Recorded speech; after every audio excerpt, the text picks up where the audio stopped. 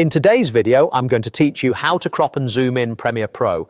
Whether you're cleaning up the edges of a shot, reframing for social, or guiding attention with a subtle push-in, these are the essentials you'll use every day. First, head to the Premiere Pro website if you need to install or update, then launch the app and open or create a project. Make sure you pick the right scratch discs and set your project location so your media stays organized. Once you're in, you're ready to bring in your footage.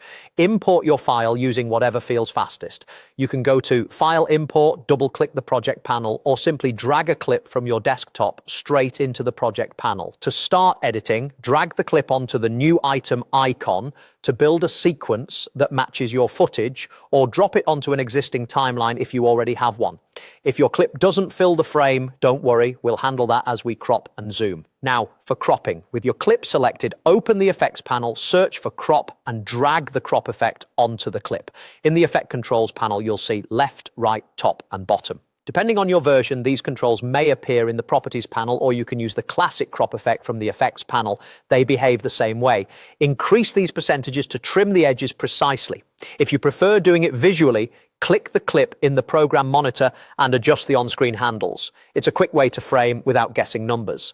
For a softer edge, raise edge feather slightly so the cropped border blends rather than cuts hard. After cropping, you may see black bars. Use the motion section in effect controls to zoom and reframe cleanly. Increase scale to push in until the frame is filled, and use position